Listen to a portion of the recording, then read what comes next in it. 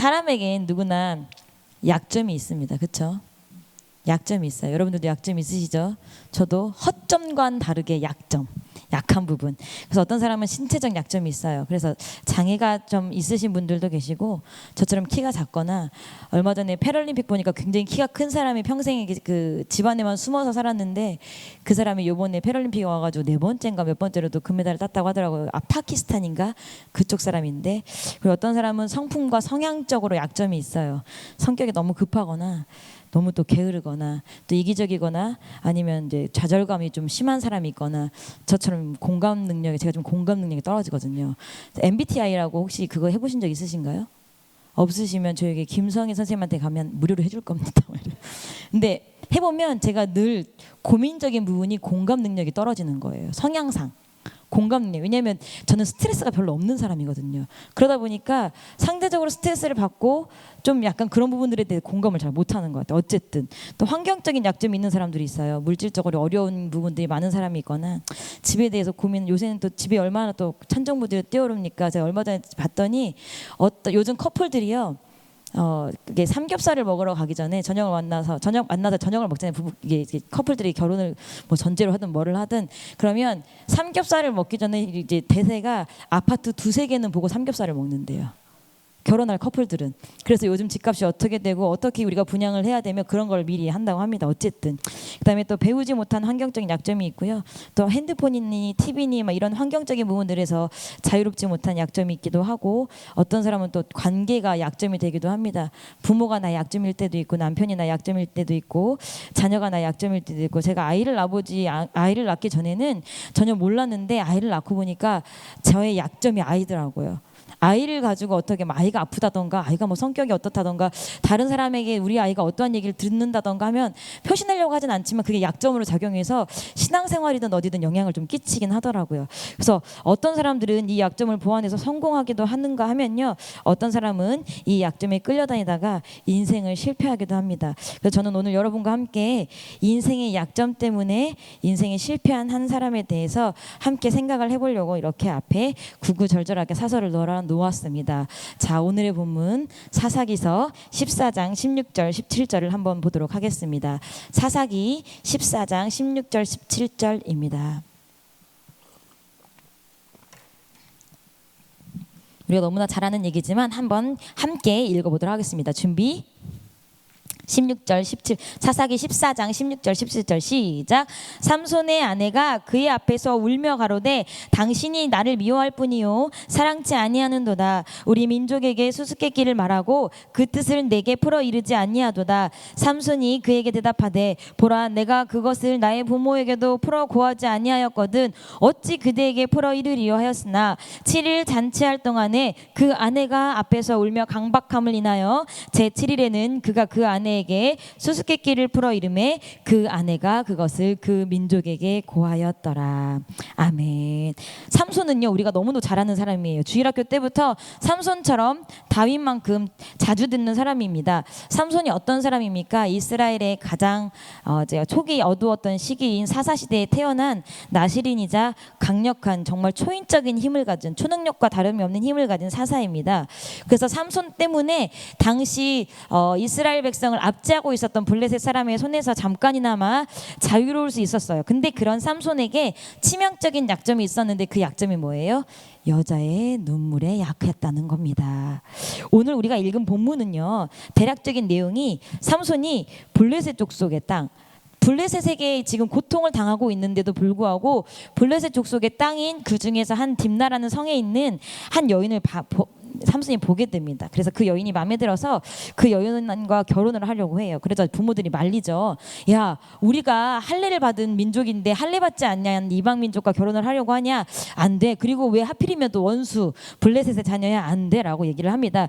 그런데 14장 3절에 보면 삼손이 뭐라고 해요? 아버지에게 내가 그 여자를 좋아하니 나를 위하여 그를 데려오소서 하니 아주 완강합니다.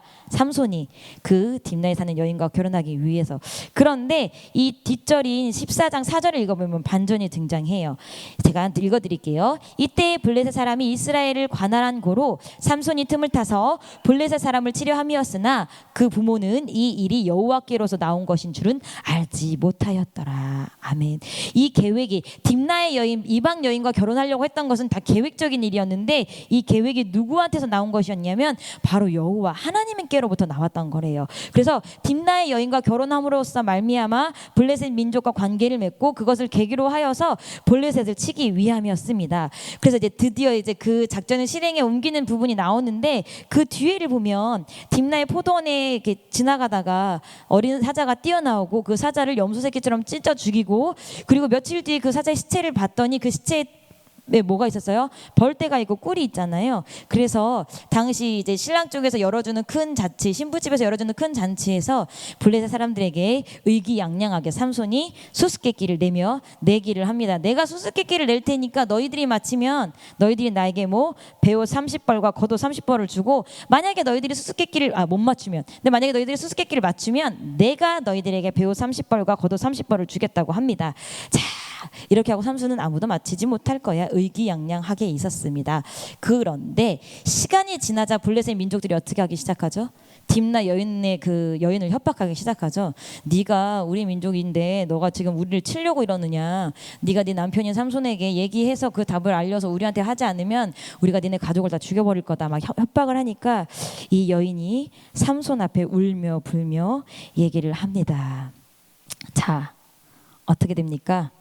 당신이 나를 사랑하는 게 아니지 않아요? 왜 나한테만 말해주세요? 난 부모에게도 말하지 않았어. 막 하는데도 그래도 나를 사랑한다면 나에게만 말해주세요. 흑흑흑 막 일주일 동안 지금 보니까 7일 잔치한 동안에 그 아내가 삼손 앞에서 울고 불고 난리를 쳤어요. 결국 삼손이 어떡합니까? 이기지 못하고 그 아내에게 얘기를 하고요. 아내는 자신들의 답을 자신의 민족인 블레셋에게로 그대로 전달을 해서 결국 삼손이 내기에서 지게 됩니다.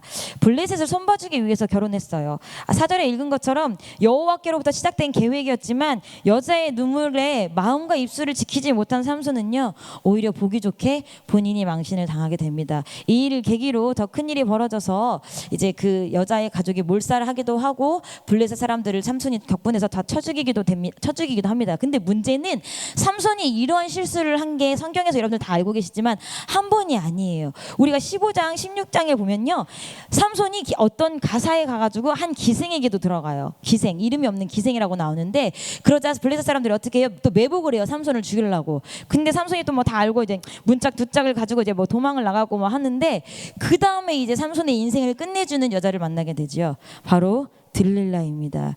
삼손이 들릴라에게 당하는 장면은요 저희가 14장 14절에 읽었던 내용하고 비슷해요. 16절 17절에 읽었던 내용하고 16장 사사기서 16장 16절 17절을 한번 보도록 하겠습니다. 사사기서 16장 16절 17절입니다. 제가 읽어드릴게요. 날마다 그 말로 그를 재촉하여 조름에 삼손의 마음이 번뇌하여 죽을 지경이라. 삼손이 진정을 토하여 그에게 이르되 내 머리에는 삭도를 대지 아니하나니 이는 내가 모태에서 하나님의 나실인이 되었음이라. 만일 내 머리가 밀리우면 내 힘이 내게서 떠나고 나는 약하여져서 다른 사람과 같으리라. 아멘. 또 삼손이 여자에게 당하고 있습니다.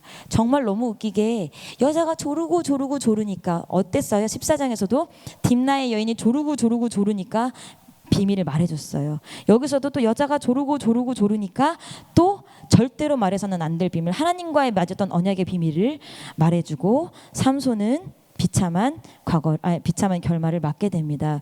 여러분 삼손의 이러한 패턴으로 볼 때 우리가 알 수 있는 것은요. 결국 한 사람이 가지고 있는 약점은요. 그 사람을 어떻게 해요?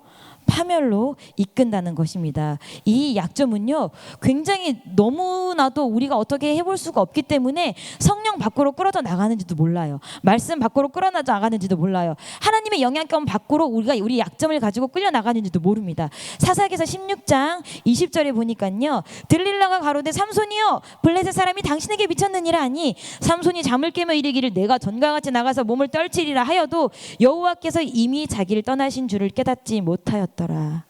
여러분 마귀가 이때 얼마나 크게 웃었겠습니까? 담임 목사님처럼 하 얼마나 박장대소 있겠습니까? 야 삼손, 너 결국 우리가 파놓은 너의 약점의 함정에 걸린 거야. 네 몸에 여호와의 신의 힘은 조금도 남지 않았어. 멍청한 놈. 자기 몸에서 힘이 빠져나간 것도 알죠. 어떻게 보면 여러분, 머리가 밀리는 순간 삼손의 힘은 빨려 나갔을 거고요. 머리가 밀리는 순간 하나님과 자신과의 있었던 약속이 파기되었을 거예요. 근데 삼손은 그걸 알았어요? 몰랐어요? 몰랐어요. 맹신했어요. 하나님의 약속을. 자기가 한 일은 생각지 않고요. 여러분들은 어떤 약점을 가지고 계십니까? 여러 가지 약점이 있어요. 육체적인 약점이 있을 수 있고요. 성향적인 약점, 그다음에 환경적인 약점, 여러 가지 약점이 있을 수 있어요. 근데 여러분, 그 약점이 여러분들을 지금 어떤 상황 가운데 놓고 있는지 분별하고 계십니까? 여러분들의 약점은 지금 여러분들을 옳은 곳으로 인도하고 있습니까? 아니면 여러분들을 실패한 삶으로 인도하고 있습니까? 삼손은요, 약점으로 인한 실수가 계속되었고요. 그 계속된 실수는 결국 삼손에게 실패를 가지고 왔습니다. 물론 뒤에 하나님께 한 번만 간곡하게 부탁한 다음에 삼손이 살았을 때보다 죽을 때 죽인 블레셋 사람이 더 많더라라고 아름답고 훈훈하게 마무리가 되었지만, 만약에 삼손이 자기의 약점을 정확하게 알고 그 약점을 하나님 앞에 올려드려서 그 약점을 하나님 앞에 통제를 받았다면 사사기서에서 단 3장으로 끝나는 사사가 아니라 정말 이스라엘을 완전하게 구원했을 큰 사사가 됐을 수도 있어요. 왜냐하면 사사기를 통틀어 이렇게 놀라운 위력을 가진 사사는 나오지 않았거든요. 세상의 사람들도 이 두 가지 부류가 있어요. 오늘 설교에서 관점에 보면 자신이 가지고 있는 약점에 평생 끌려다니다가 끝내 실패하는 인생으로 마치는 사람이 있고요. 자신의 약점을 알아서 이 약점을 사전에 차단하거나 또는 보완해서 성공하는 사람이 있습니다. 여러분, 근데 놀라운 건요, 우리가 무시하지 못하는 게, 많은 사람들이 얘기를 해요. 나는 하나님을 믿으니까 하나님이 나로 하여금 뭐 하게 하실 거야? 승리하게 하실 거야. 근데 여러분, 그거는 굉장히 큰 오산이에요. 왜냐하면 누구와 같은 생각이냐면 삼손과 같은 생각이에요. 내가 처음부터 날 때부터 나시련이었기 때문에 하나님이 내게서 떠날 것이라는 건 상상조차 해본 적이 없어요. 그러니까 본인이 머리가 밀리고 힘이 빠져나갔음에도 불구하고 내가 여호와의 힘을 떨치리라. 여러분도 똑같은 상황일 수도 있어요. 근데 우리가 우리의 약점을 누구도 알고 있어요? 마귀도 알고 있어요. 너무 교묘하게 알고 있어요. 우리를 어떻게 해서든 넘어뜨리려고 하고 우리를 어떻게 해서든 지옥 가려고 하는 마귀가 우리의 약점을 가만두겠어요? 우리의 약점을 그냥 보기 좋게 놔두겠어요?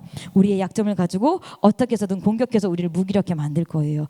넉다운 시킬 거예요. 그래서 아주 합당하게, 예수님이 어떻게 항변해 보지도 못하게 우리의 약점으로 지옥을 끌고 갈 거예요.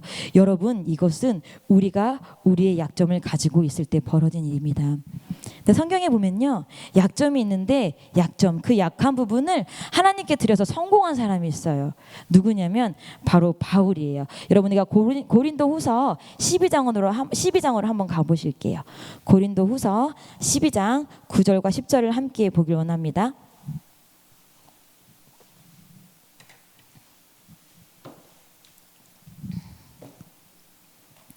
고린도후서 12장 9절 10절 저희가 한 목소리로 함께 읽어보도록 하겠습니다. 시작. 내게 이르시기를 내 은혜가 내게 족하도다. 이는 내 능력이 약한 데서 온전하여짐이라 하신지라. 이러므로 도리어 크게 기뻐함으로 나의 여러 약한 것들에 대하여 자랑하리니 이는 그리스도의 능력으로 내게 머물게 하려 함이라. 그러므로 내가 그리스도를 위하여 약한 것들과 능력과 궁핍과 핍박과 곤란을 기뻐하노니 이는 내가 약할 그때에 곧 강함이니라. 아멘. 고린도후서 12장은요, 바울이 낙원에 대한 환상과 계시를 본 것을 간략하게 기록을 해요. 그리고 그것을 기록한 다음에 비로소 깨달음이 왔어요.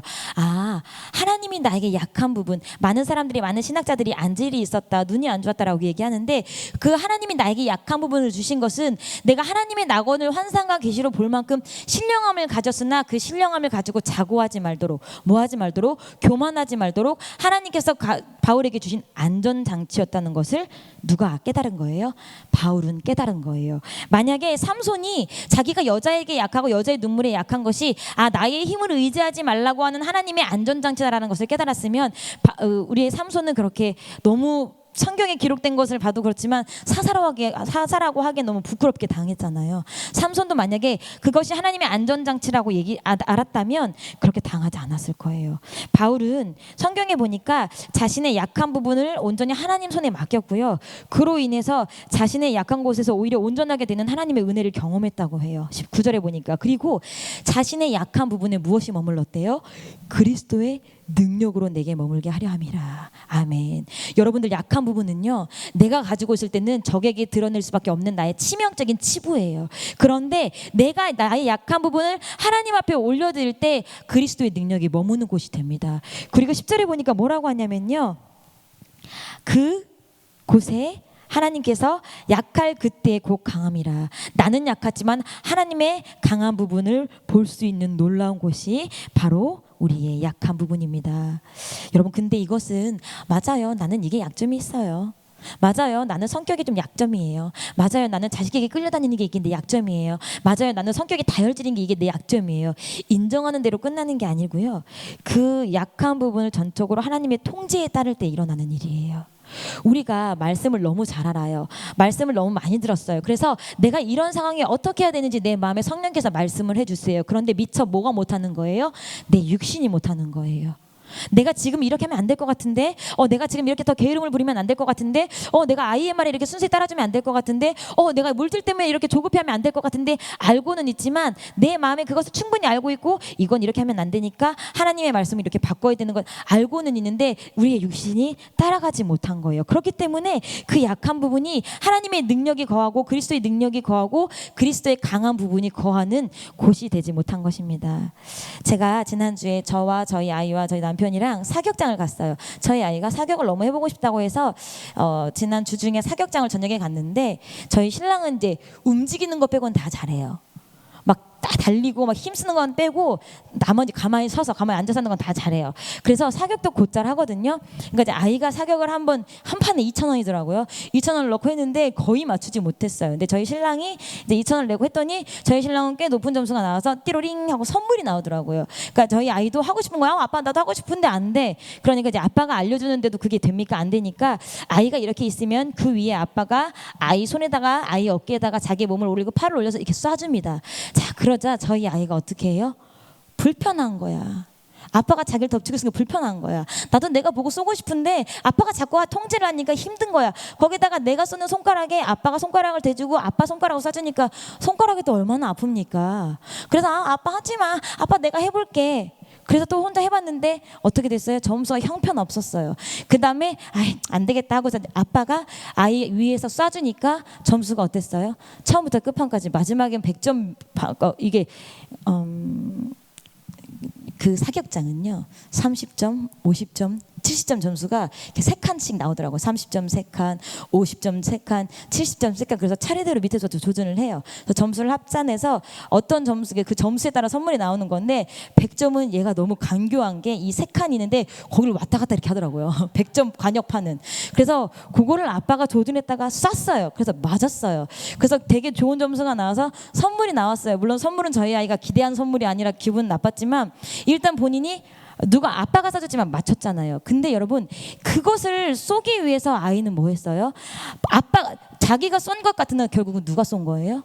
아빠가 쏜 거예요. 아빠의 통제 아래 있었던 거예요. 아빠가 해주는 대로 있었던 거예요. 그렇기 때문에 힘들어도 아프고 불편해도 자기가 좋은 점수를 받았던 거예요.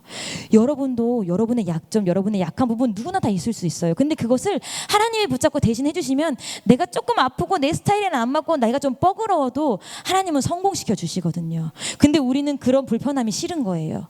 내가 일단 해보고 싶은 거예요. 그리고 내가 해보다가 안 되면 두 손 들고 하나님 나 실패했어요. 하나님 위로만 해주세요. 그리고 또 세상에 나가선 내가 총을 쏴요.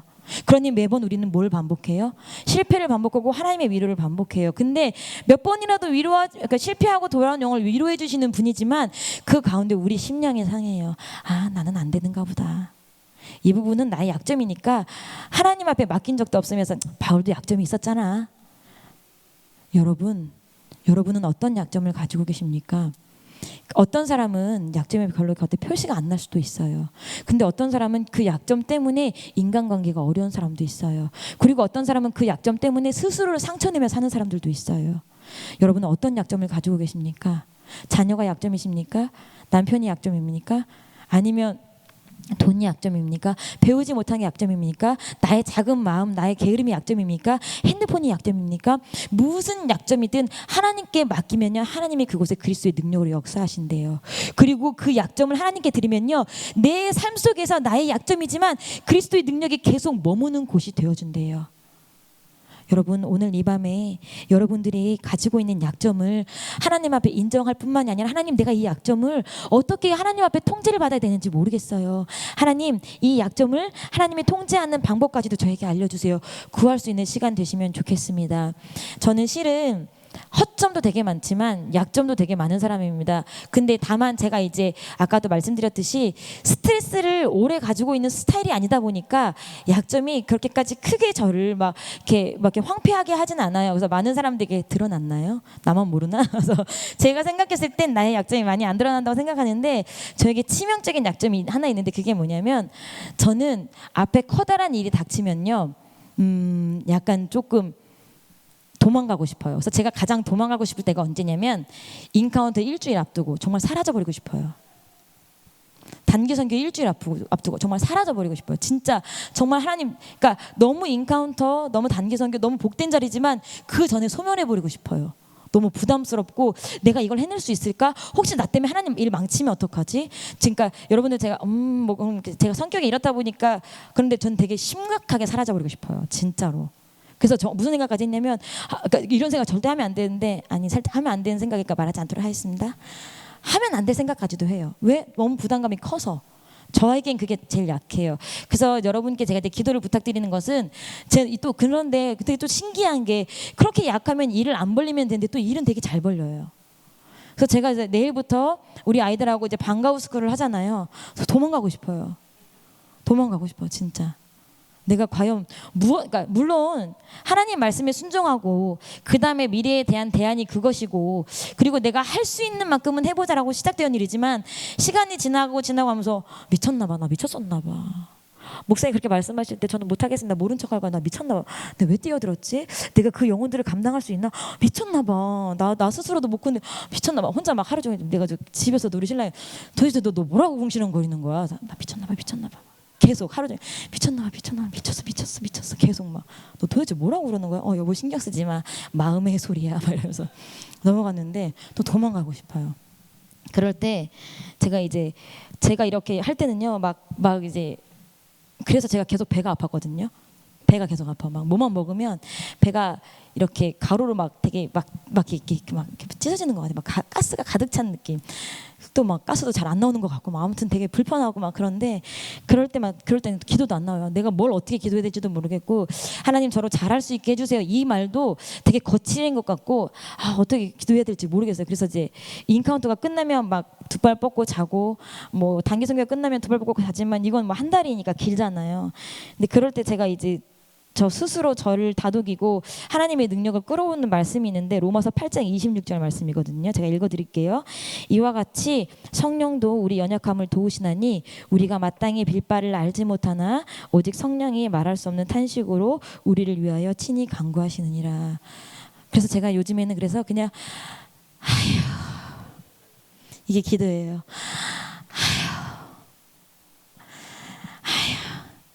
여러분, 어떤 약점이 있으신지 모르겠어요. 인생의 삶 속에 무엇 때문에 그렇게 전전긍긍하고 고민하시는지 모르겠어요. 어떻게 기도해야 될지 모르시는지도 모르겠지만, 여러분 말씀을 하나 붙으시면 될 것 같아요. 여러분, 탄식만 해도 들으시는 예수님이 계시고요.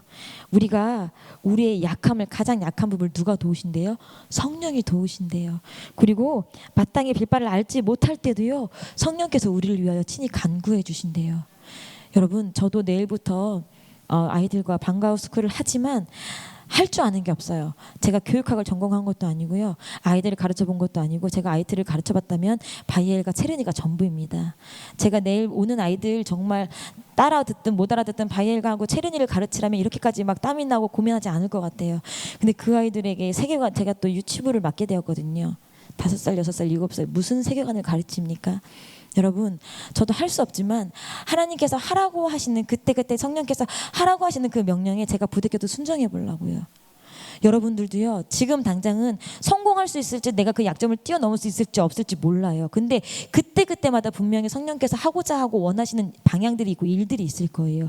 그것을 하나씩 하다 보면 하나님, 여러분의 약점이 바울 사도가 죽을 때까지 안질이 고쳐졌다는 내용이 없어요. 여러분의 약점이, 여러분들이 지금 아직 너무 젊으시지만 80, 90 그 이후까지도 여러분들이 사실 때까지 평생 약점으로 여러분들이 간직된다 하더라도 그 약점이 뭐예요? 아까 말씀드렸듯이 그리스도의 능력이 거하는 곳이에요. 그리스도의 강함이 거하는 곳이에요. 그거라고 한다면 저희가 약점 하나쯤은 가지고 있어도 되지 않겠습니까? 내 삶에 그리스도의 능력이 끌어오는 곳이라잖아요. 여러분들도 삶 속에서 만나는 약점에 마주하고 당황하고 실패하지 마시고요. 하나님의 능력이 끌어오는 것이 나의 약점이구나 생각하시고 그때 그리스도께서 원하시는 방향으로 조금씩 움직여 보셨으면 좋겠어요. 그리고 또 서로 목장 식구들끼리 나는 실은 이게 약점이야. 나는 이게 약점이고 나의 부족한 점이니까 너희들이 이해해. 이게 아니라 내가 이게 약점이라 나도 너무 어떻게 안 되는 부분이니까 함께 기도해주고 혹시 나의 약점이 드러나면 너 지금 약점이 드러난 것 같은데 나에게 뭐를 해줘? 브레이크를 걸어줘. 제지를 해줘. 그러기 위해서 우리가 공동체로 있는 거 아니에요? 여러분 그렇게 하나님에게 도움을 요청하시듯 같은 공동체에게 도움을 요청하시면 좋겠고요. 그리고 아까도 말씀드렸듯이 치명적인 약점이 있는 저를 위해 기도해 주셨으면 좋겠습니다. 제가 또 도망가면 어떡하겠습니까? 내일 앞두고 도망가면 어떡하겠습니까?